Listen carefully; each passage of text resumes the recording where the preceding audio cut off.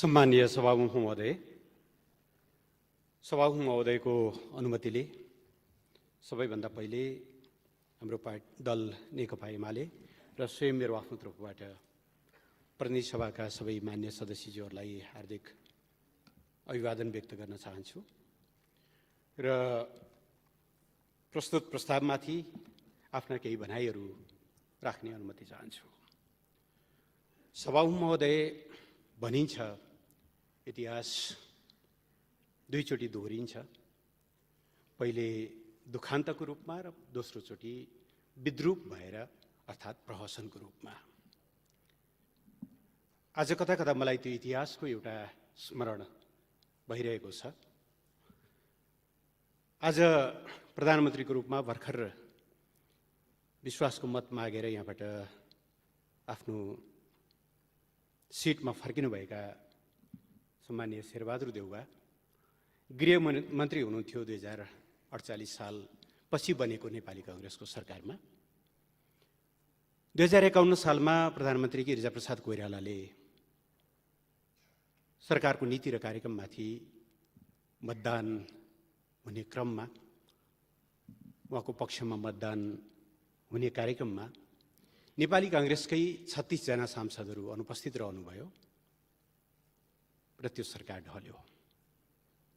नेपालको संसदीय इतिहासमा दलभित्रको असहयोग या दलीय विभाजनले निम्त्याएको पहिलो घटनाको साक्षी सम्मानीय शेरबहादुर आफै हुनुहुन्छ।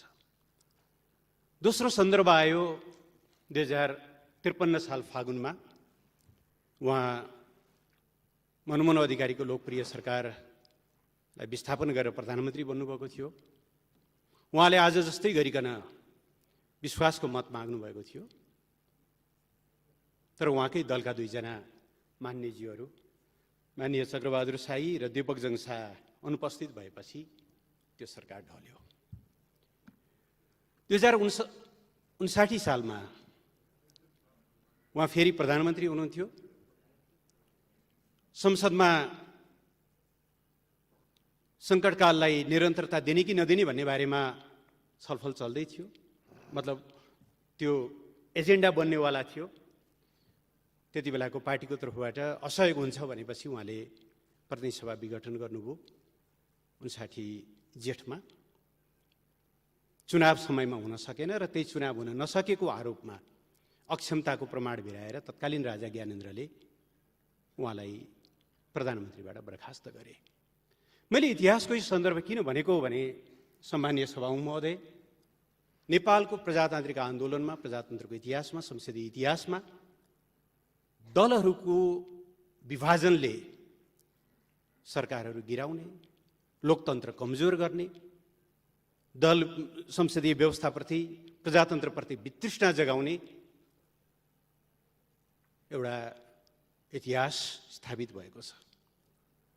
मैले प्रहसन किन भनेको, विद्रूप स्थिति किन भनेको भने, तीन चोटि दलीय विभाजनको शिकार बनेर पहिला गृहमन्त्रीको रूपमा, पछाडि दुईचोटि प्रधानमन्त्रीको रूपमा बाहिरिनुभएका माननीय शेरबहादुर देउवा, सम्मानीय शेरबहादुर देउवा आज 76.5 को एउटा अपव्याख्या, जसले 32 वर्ष अगाडि हामीले समाप्त पारेको निर्दलीय व्यवस्थालाई जसकेलाबाट छिराउने काम गरेको छ, त्यसैको सहारा लिएर प्रधानमन्त्री बन्दै हुनुहुन्छ। मैले यो बेला शुभकामना दिन, समर्थन गर्न कसरी गर्ने होला, एउटा बडो अप्ठ्यारो स्थिति सिर्जना भएको छ। सम्मानीय सभामुख महोदय, मैले यो विषय आज नेकपा एमाले सरकारबाट बाहिरिनु पर्यो, प्रतिपक्षमा बस्नु पर्यो भनेर भनिरहेको छैन। सभामुख महोदय, नेपाल कम्युनिस्ट पार्टीको स्थापना 2006 सालमा भएको थियो। अहिले हामी 72 वर्ष हाम्रो पार्टीले आफ्नो इतिहास पुरा गरेको छ र यो 72 वर्षमध्ये 36 वर्ष त हामी प्रतिबन्धित, भूमिगत, बन्देज भएको अवस्थाबाट गुज्रिँदै आएका छौँ र यो पनि यो संसदमा म रेकर्ड गराउन चाहन्छु। 2006 सालमा जन्मेको पार्टीलाई 7 सालको क्रान्ति लगत्तै नेपाली कांग्रेस समेत सम्मिलित सरकारले प्रतिबन्ध लगाएको थियो। हामी 5 वर्षसम्म प्रतिबन्धित अवस्थामा काम गरेका थियौँ। पञ्चायतको राजाको त कुरै गर्नु परेन। त्यस कारणले प्रतिबन्धित हुनु, विपक्षमा रहनु हाम्रा लागि सामान्य विषय हो। सभा महोदय, बहुदल आएपछिका 30-32 वर्षमा पनि अधिकांश समय हामी प्रतिपक्षमा छौँ र त्यो प्रतिपक्षमा रहँदा हामीले के कति भएका छौँ मैले त्यतातिर जान चाहन्न। प्रश्न को सत्तामा गयो को सत्तामा गएन भन्ने कुरा होइन। प्रश्न गेम फेयर भयो कि भएन भन्ने हो, प्ले फेयर भयो कि भएन भन्ने हो। र आज हामीलाई सरकारबाट बाहिरिएको कुरामा होइन, प्रणाली भत्किँदै गरेको सन्दर्भमा छ। प्रधानमन्त्रीबाट हट्नु पर्यो भन्ने पनि चिन्ता होइन सभा महोदय। लोकप्रिय प्रधानमन्त्री मनमोहन अधिकारी जम्मा 9 महिना उहाँले काम गर्नुभयो। आज पनि नेपाली जनताको जिब्रोमा हुनुहुन्छ, मनमनमा हुनुहुन्छ, मुटुमा हुनुहुन्छ। बर्दियामा बाढी आएको बेलामा बाढीको निरीक्षण गरेर फर्किने क्रममा हेलिकप्टर दुर्घटनाबाट 6000 फिट माथिबाट तल झर्नुभयो, घाइते हुनुहुन्थ्यो। अविश्वासको प्रस्तावमा उठाइएका मेरो बारेमा लागेका आरोपहरूको जवाफ मैले सदनमा उपस्थित भएर दिन्छु भन्दा केही दिन पनि नकुरिकन उहाँलाई टिचिङ हस्पिटलबाट जवाफ दिन बाध्य बनाएर सरकारबाट हटाइएको पनि हामीलाई सम्झना छ। हामी सर्लक्क हटेका हौँ। हामी कमब्याक गऱ्यौँ। फेरि याद रहोस्, हामीले कमब्याक गऱ्यौँ 2054 सालको स्थानीय तहको निर्वाचनमा शानदार झन्डै 2/3 सहित। अस्ति धेरै लामो समय भएको छैन, 73 साल साउनमा 9 गते होला सम्भवतः, सम्माननीय प्रधानमन्त्री केपी शर्मा ओलीलाई यस्तै गरी दोष यति थियो उहाँले नाकाबन्दीको सामना गर्नुभयो, दोष यति थियो उहाँले चीनसँग पारवन सन्धि गर्नुभयो, दोष यति थियो क्रान्ति पुरा भइसकेपछि अब विकासका समृद्धिका सपना देख्नुपर्छ भनेर उहाँले सपना देखाउन थाल्नुभयो। 9 महिनाको बिचमा उहाँलाई हटाइयो। हामी सर्लक्क हट्यौँ। कमब्याक गरेको कुरा सदनलाई जानकारी नै छ। त्यसकारणले प्रश्न हामी सरकारबाट हट्दैछौँ, प्रधानमन्त्रीबाट हट्दैछौँ भन्ने कुरा बिल्कुलै होइन। तर यसका लागि हामीले आज कुन विधि अवलम्बन गर्दैछौँ? नेकपा एमाले विधिको शासनमा विश्वास गर्छ। संविधानको सर्वोच्चता, विधिको शासन, मानवाधिकार, शक्ति पृथकीकरण हामीले अवलम्बन गरेको जनताको बहुदलीय जनवादका अविभाज्य अङ्गहरू हुन्। कसैले कर गरेर लडाईँ जित्न नसकेर हारेपछि बाध्य भएर स्वीकार गरेका विषय होइन नि, हाम्रा कन्भिक्सनका कुराहरू हुन्। त्यसबाट जतिसुकै अप्रिय होस्, हामी सम्मानित सर्वोच्च अदालतका फैसलाहरूलाई मान्छौँ, त्यो कुरालाई स्वीकार गर्छौँ। तर आज हामीलाई चिन्ता, सम्मानीय सभा महोदय, लोकतन्त्र अडिएका पिलरहरू खल्बलिन थाले भन्ने कुरामा छ। लोकतन्त्रका पिलरभित्र एउटा महत्त्वपूर्ण पिलर शक्ति पृथकीकरणको सिद्धान्त अर्थात् नियन्त्रण र सन्तुलन हो। कुनै पनि लोकतान्त्रिक प्रणालीले सर्वोच्च अदालतले सिधै प्रधानमन्त्री तोक्ने कुराको कल्पना गर्दैन, अपेक्षा गर्दैन। आज हामी यो विषय राष्ट्रिय राजनीतिमा छिराइरहेका छौँ। धन्यवाद पनि सम्मानीय प्रधानमन्त्रीले दिनुभयो। मलाई एउटा याद भयो, सम्मानीय सभा महोदय, घरिघरि म इतिहासतिर पनि फर्किनेछु। 2061 साल जेठमा होला सम्भवतः, सम्मानीय प्रधानमन्त्री शेरबहादुर देउवा राजाबाट प्रधानमन्त्री नियुक्त हुनुभयो। त्योभन्दा अगाडि 59 असोजमा उहाँलाई बर्खास्त गरिएको थियो। त्यति बेला उहाँले भनेको कुरा म सम्झिन्छु, मैले आज श्री 5बाट न्याय पाएँ। श्री 5ले दिनुभएको त्यो न्याय माघ 19मा गएपछि कहाँ गयो हामी सबैलाई थाहा छ। आज इतिहास 5 जना श्रीमानहरूबाट माननीय शेरबहादुर देउवा प्रधानमन्त्री नियुक्त हुनुभएको छ। उति बेला श्री 5, अहिले श्रीमान 5। हाम्रो चिन्ता प्रणालीप्रति हो सभा महोदय। ल एकछिनको निम्ति मानिलिउँ प्रतिनिधि सभा विघटन गलतै थियो भन्ने हो भने पनि अदालतले सर्लक्क भकुण्डो ल्याएर ल खेलाडी तिमीहरू नै हो सत्ता र प्रतिपक्ष, फल्नाले फाउल गर्यो, ल तिमीहरू आफै जहाँबाट फाउल भएको थियो त्यही अस्ति भर्खरै हामीले युरो कप देख्यौँ, कोपा अमेरिका देख्यौँ, रेफ्रीले के गरे जहाँ फाउल भयो त्यहाँ सानो पाउडर छरेर मार्क लगाएर बल त्यहीँ लगेर त्यहीँबाट फ्री किक दिनुपर्ने हो कि के दिनुपर्ने हो, त्यही पेनाल्टी दिनुपर्ने हो, त्यहीँबाट दिएको होइन र। हामी कहाँ त कस्तो भयो भनेदेखि रेफ्रीले आफै गोल हानिदिनु भयो, विजेता घोषणा गरिदिनु भयो। चिन्ता यहाँनिर हो, रेफ्रीले हानेको गोलबाट विजयी हुनुभएको छ। तर प्रणाली भत्कियो भने प्रधानमन्त्री त सम्मान्य प्रधानमन्त्री 4 चोटि यसभन्दा अगाडि नै भइसक्नु भएको, अहिले 5औं चोटि हुनुहुन्छ। कहिलेकाहीँ ठट्टा गरेर हो कि साँच्चै हो भन्नुहुन्छ पनि, ज्योतिषीले त मलाई 7 चोटि हुने भनेका छन् भनेर हुनु पनि होला। तर प्रणालीको कष्टमा, देशको कष्टमा, लोकतन्त्रको कष्टमा कोही प्रधानमन्त्री बन्ने नबन्ने कुरा धेरै महत्त्वपूर्ण हुन्छ जस्तो लाग्दैन। त्यसकारणले यो शक्ति पृथकीकरण जसरी खलबलिएको छ, मलाई ज्यादै चिन्ता छ, हाम्रो दललाई ज्यादै चिन्ता छ। हुँदै जाँदा माननीय न्यायाधीशहरूले के पनि भन्नुभएको छ भनेदेखि कहिलेकाहीँ त्यस्तो पर्छ नि त, मैले थ्रु आउट पढेको छु उहाँहरूको 167-68 पृष्ठ लामो कति, एक ठाउँमा भन्दै जाँदा के भन्नुभएछ भने कहिलेकाहीँ त्यस्तो सिधै अदालतले भनिदिनु पर्ने अवस्था आउन सक्छ। मानिलिउँ कि 76-1 अनुसार कुनै पार्टीले बहुमत प्राप्त गर्यो, तर राष्ट्रपतिले नियुक्त गर्नु भएन भने के गर्ने, त्यति बेला अदालतले भनिदिनु परेन? कहाँको परिकल्पना होला यो? यसो गरेर लोकतन्त्र बलियो होला? हामी गाउँघरबाटै आएका छौँ, अधिकांश ओदानमा दाउराले भात पकाएर आएका छौँ। ओदानको एउटा मात्रै खुट्टा भाँचियो या एउटा मात्रै खुट्टा अग्लो या होँचो भयो भने सभामुख महोदय कसौडी पल्टिन्छ, अगेनामा पाक्दै गरेको भात खस्किन्छ। हामीलाई चिन्ता शक्ति पृथकीकरणका ती 3टा पद्धतिहरू भत्किए भन्ने कुरा हो। दोस्रो, हाम्रो चिन्ता निर्वाचनमा जाने कुरालाई अलोकतान्त्रिक भनियो, निरङ्कुश भनियो। कस्तो विडम्बना छ। हामी जनताको प्रतिनिधि नासो दरबारमा बुझाइएको पनि यिनै आँखाले देखेका छौँ।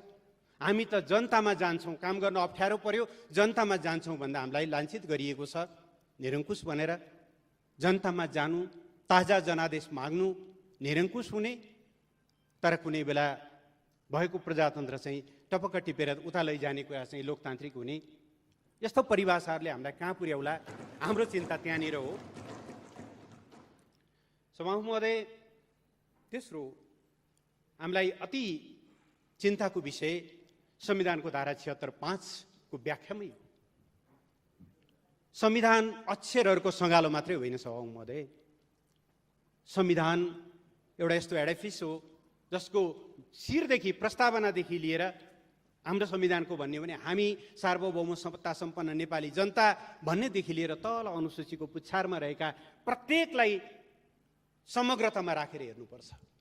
छातीमा हात राखेर भनौँ सभामुख महोदय र सभामुख महोदय मार्फत यो सदनले के कहीँ कतै यो संविधानले हामीलाई निर्दलीय अभ्यास गर्ने छुट दिन्छ? हामी चुनावमा दलको तर्फबाट उम्मेदवारी दिएर जान्छौँ। माननीय शेरबहादुर देउवाले, सम्मानीय शेरबहादुर देउवाले पार्टी सभापतिको हैसियतले उहाँले कसैलाई टिकट दिनुहुन्छ, माननीय केपी शर्मा ओलीले पार्टी अध्यक्षको हैसियतले टिकट दिनुहुन्छ। त्यो टिकट लिएर हामी पार्टीको प्रतिनिधि भएर जनतामा जान्छौँ, घोषणापत्र लिएर जान्छौँ, चुनाव चिन्ह लिएर जान्छौँ। जनताले त्यो चुनाव चिन्ह, त्यो घोषणापत्र, त्यो कार्यक्रम, दलका नीतिहरू लिएर हामीलाई समर्थन या असमर्थन, असहयोग गर्छन्। त्यसका निम्ति तल भयानक लडाइँ भएको हुन्छ। देशका प्रमुख पार्टी हुनुको नाताले काङ्ग्रेस र एमालेको बिचमा चर्को प्रतिस्पर्धा हुन्छ, रुख कि सूर्य भन्ने बारेमा। लड्ने त्यसरी, चुनाव जितेर आउने यसरी, सरकार बन्ने बेलामा जो कसैले जहाँ भोट हाले पनि हुन्छ, फ्लोर क्रस गरे पनि हुन्छ, जसले जसलाई भोट दिए पनि हुन्छ, त्यस बापत हुइप लाग्दैन, त्यस बापत कारबाही गर्न पाइँदैन। आज कसैलाई सन्चो होला सभामुख महोदय, यस्तो सन्चो धेरैचोटि हुने गरेको देखेका हौँ हामीले विगतमा पनि। तर यो सन्चो, हामीलाई एकछिन प्राप्त भएको सन्चो म रेकर्ड गराउन चाहन्छु। नेपालको लोकतन्त्र, भर्खर स्थापित सङ्घीय लोकतान्त्रिक गणतन्त्रका लागि क्रोनिक बन्नेछ, क्यान्सर बन्नेछ, यसले हामीलाई समाप्त पार्नेछ। यसलाई धेरै ग्लोरिफाई नगरौँ। आज एमालेलाई अप्ठ्यारो होला, एमालेका केही साथीहरू दुईतिर बाँडिनु होला, त्यसले एकछिन क्षणिक रूपमा कसैलाई जित हार होला। प्रश्न हामीलाई त्यहाँ पनि छैन। 15 सालमा 4 सिट लिएर लडेको नेकपा हो। केही साथीहरू तलमाथि हुँदैमा हामी त्यसमा पनि चिन्तित छैनौँ।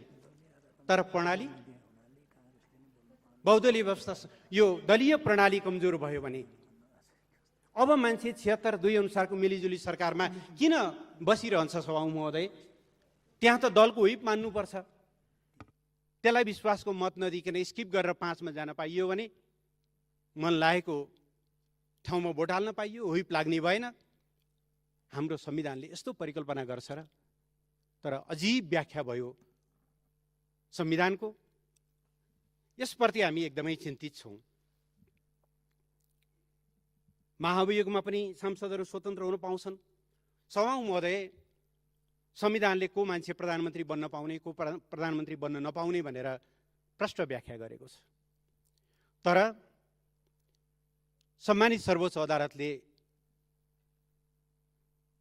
संविधानको त्यो प्रतिनिधि सभाको हरेक सदस्य यदि उसलाई दलको समर्थन छ या दलहरूको समर्थन छ भने प्रधानमन्त्रीको योग्य उम्मेदवार हो, हुन पाउँछ। यदि उसमा फौजदारी अभियोग लागेको छैन, नैतिक पतन देखिएको छैन आदि इत्यादि भने।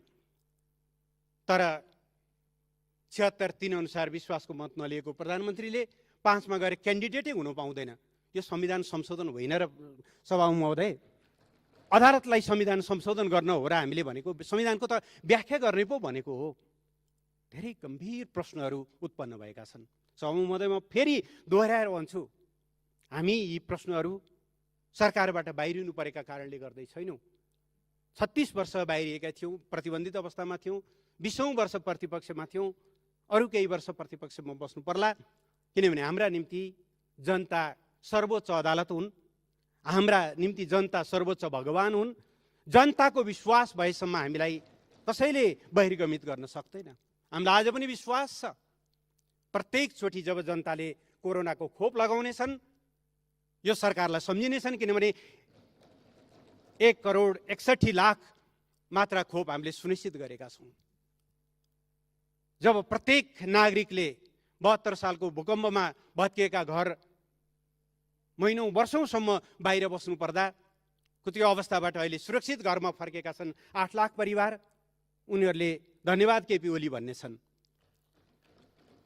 बाराका, पर्साका टोर्नाडो पीडित नागरिकहरूले भन्ने छन् 869 घर परिवारलाई, जसलाई हामीले 5 महिनाको बिचमा घर बनाएर, सुरक्षित घर बनाएर दियौँ। उहाँहरूले सम्झिनेछन्। सुन्दरा आसपास धरहरा हेर्दै, दाहिनेपट्टि रानीपोखरी हेर्दै, चुच्चे नक्सा हेर्दै, सगरमाथाको बढेको 8,848.86 मिटर उचाइ हेर्दै सरकारलाई जनताले सम्झिरहनेछन्। हामीलाई त्यो कुरामा पिर छैन। 8,848.86 लिम्पियाधुरा, लिपुलेक र कालापानी, जसको बारेमा उच्चारणसम्म विगतमा गर्न सकिँदैन थियो, जसको बारेमा यहाँ आएका प्रस्तावहरूलाई अनेकौँ जालजेल गरेर चाहिँ तुहाउने काम गरिएको थियो, ती कुराहरूमा जनताले सम्झिनेछन्। त्यसकारणले हामीलाई बाहिर जानु पर्यो भन्ने कुरामा होइन। हामीले बनाएका 50 भन्दा बढी नयाँ कानुनहरू जसले संविधानलाई पूर्ण रूपले फङ्सनल बनाएको छ, संहितालाई कार्यान्वयन गर्नका निम्ति हामीले गरेका कामहरू जसले आज 761वटै सरकारहरू फङ्सनल छन्। अल्पविकसित अवस्थाको कलङ्कको टीका मेटाएर हामी विकासशील देशमा स्तरोन्नत हुने चरणमा पुगेका छौँ। त्यो विषयमा जनताले सम्झिरहनेछन्। सीके राउत, जसले कुनै बेला पृथकतावादी अभियान, छुट्टै झन्डा, छुट्टै राज्य, छुट्टै राष्ट्रगान सहित आउँथे, आज शान्तिपूर्ण मूल प्रवाहमा आएका छन्। नेपाली जनताले त्यो अखण्डतामा सम्झिनेछन्। संविधान जारी भएर पनि हिंसा रोकिएन। नेकपा विप्लव समूह हिंसाकै बाटोमा थियो, उहाँहरू अहिले शान्तिपूर्ण बाटोमा फर्किनु भएको छ। हिजो संविधानप्रति असहमत, संविधानको विरोध गर्ने सबै साथीहरू अहिले संविधानको रक्षामा उभिनु भएको छ। सरकारले गरेको यो राष्ट्रिय सहमतिको विषयमा मान्छेहरूले सम्झिनेछन्। मेलम्चीको धारा प्रत्येकचोटि खोल्दा काठमाडौँवासीले सम्झिनेछन्। लोड सेडिङ अन्त्य भएर तामाकसीको बिजुली बाल्दा प्रत्येकचोटि जनताले सम्झिनेछन्। उत्तरतिर खोलिएका नाकाहरू जसले अब नेपाल कहिल्यै पनि नाकाबन्दीमा पर्ने छैन, पारवन सन्धि र त्यसको प्रोटोकल, त्यसमा सम्झिनेछन्। गाउँ गाउँमा पुगेका हस्पिटलहरू, स्वास्थ्य बिमाहरू, श्रमिकहरूको हिजो अस्ति 1 गतेदेखि तलब बढेको छ। हुन त जसले नै होड छ, यही सरकार आएर बढाइदियो 1,500 मासिक पारिश्रमिक भनिदिए पनि हामीलाई केही फरक पर्दैन, किनभने हामीलाई जसले नै होड छैन। हामीलाई त श्रमिकहरूको खल्तीमा अलिकति भए पनि बढी पैसा परोस् भन्ने हो। श्रमिकहरूले त्यहाँनिर सम्झिनेछन्। यिनै कुराहरू हुन् सभामुख महोदय। त्यसकारणले मैले आज यो सम्मानित सदन सामु उभिएर मुलुकको प्रणाली जुन दिशातिर जाँदैछ, गिरिजाप्रसाद कोइरालाले, स्वर्गीय गिरिजाप्रसाद कोइरालाले भन्नुहुन्थ्यो, एउटै पुस्ताले 3 चोटिसम्म प्रजातन्त्रको लागि लड्यौँ, अब आउने पुस्ताले लड्नु पर्दैन। तर यही ढङ्गले प्रणाली भत्काउँदै गयौँ, कसैलाई प्रधानमन्त्री बन्न, कसैलाई प्रधानमन्त्रीबाट हटाउन, यही ढङ्गका हतियारहरूको हामीले सहारा लिँदै गऱ्यौँ। यिनै सिद्धान्तहरू स्थापित हुँदै गयो भने प्रणाली के होला, अलिकति हाम्रो चिन्ता त्यहाँनिर छ। त्यसकारणले यसको बारेमा हामी निरन्तर खबरदारी गरिरहनेछौँ। राष्ट्रको हितमा हाम्रो दल अटल पहरेदार बनेर रहनेछ। राष्ट्रियताका प्रश्नमा हामी 24 घण्टा चनाखो आँखा राखेर झिमिक्क नगरिकन निहालिरहनेछौँ भइरहेका गतिविधिहरूको बारेमा। देश र जनताको हितमा, लोकतन्त्र र संविधानको रक्षाका खातिर हामी रचनात्मक प्रतिपक्ष बस्नुको रूपमा रहनेछौँ। सभामुख महोदय, यस्तो रचनात्मक प्रतिपक्ष होइन जसले, मलाई फागुन 23 गते साँझ यस्तै बेलाको सम्झना आइरहेछ सभामुख महोदय। त्यति बेलाको सरकारले एसिड पीडितहरूमाथि भएको त्यो बर्बर अत्याचारलाई अन्त्य गर्नको लागि पीडकहरूलाई कानुनी दायरामा ल्याउन अध्यादेश ल्याएको थियो। तर त्यो अध्यादेश यहाँ पेश हुन पाएन। हामीले खोप लगाउन सुरु गरिसकेका थियौँ इमर्जेन्सी अथराइजेसन मार्फत। अध्यादेश नलाइकन, खोप सम्बन्धी ऐनमा संशोधन नगरिकन त्यो भ्यालिड हुँदैन थियो, वैध हुँदैन थियो। त्यो हामीले प्रस्तुत गर्न पाएनौँ। सत्यनिष्ठ मेलमिलाप आयोग, बेपत्ता व्यक्ति छानबिन सम्बन्धी आयोगका म्यादहरू सकिन लागेका थिए। ती अध्यादेशहरू प्रस्तुत हुनु पाएनन्। हामीले एउटा बडो दारुण दृश्य देखेर त्यस दिन फर्किनु पर्यो। हामी त्यस्तो प्रतिपक्ष होइन सभामुख महोदय। अहिले देख्नुभयो नि प्रतिपक्ष कस्तो हुनुपर्छ भन्ने कुरा। सरकारले ल्याएका हरेक कुराको विरोध गर्नुपर्छ भन्ने भएको भए विरोध गर्ने विषयहरू थियो होलान्, तर हामीले गर्दैनौँ। मेरिट बेसमा, इस्यु बेसमा जहाँनिर विरोध गर्नुपर्छ नेकपा एमाले सशक्त ढङ्गले विरोध गर्नेछ। जहाँनिर विरोध गर्नु पर्दैन त्यहाँनिर विरोध गर्दैन। हामीलाई विरोध कुनै फेसन, कुनै रहर होइन। हामी त्यो ढङ्गले जाने छैनौँ। हाम्रो एउटै आग्रह छ। म धन्यवाद भन्न चाहन्छु सम्माननीय प्रधानमन्त्रीज्यूलाई कि उहाँले अघिल्लो सरकारले थालेका राम्रा कामहरूले निरन्तरता पाउनेछन् भन्नुभयो। त्यसले निरन्तरता पाउने कुरामा यहाँले प्रतिपक्ष सकारात्मक रहेको पाउनुहुनेछ। तर कुनै बहानामा तिनीहरूलाई उल्ट्याउन खोजियो भने फेरि प्रतिपक्षको भूमिकामा हामी सशक्त ढङ्गले नै प्रस्तुत हुनेछौँ। सम्मानीय सभामुख महोदयले देशको स्थितिको निम्ति, देशको अहिलेको अवस्थाको निम्ति सहकार्य, सहमति, समझदारीको कुरा गर्नुभयो। राम्रो कुरा हो। हामी चाहन्छौँ त्यस्ता संस्थाहरू, त्यस्ता आसनहरू, त्यस्ता गरिमामय पदहरू सबैका साझा बन्न सकुन्। त्यो भूमिका व्यवहारमा सबैतिरबाट प्रकट हुन सकोस्। यिनै कुराहरू राख्दै सम्मानीय सभामुख महोदय, नटसेलमा म यही भन्न चाहन्छु, जुन बाटोबाट, जुन विधिबाट सरकार परिवर्तन भयो, त्यो विधि, त्यो बाटो मुलुकको लोकतन्त्रका निम्ति दूरगामी नकारात्मक प्रभाव पर्ने बाटोबाट आएको हुनाले यसचोटि सम्माननीय प्रधानमन्त्री शेरबहादुर देउवालाई नेकपा एमाले समर्थन गर्न नसक्ने, विश्वासको मत दिन नसक्ने, हामी प्रतिपक्षमा रहने र प्रतिपक्षमा रहेर जनताको भूमिका तदनुरूप निर्वाह गर्ने जानकारी गराउँदै म आफ्नो भनाइलाई टुङ्ग्याउन चाहन्छु। धन्यवाद, नमस्कार।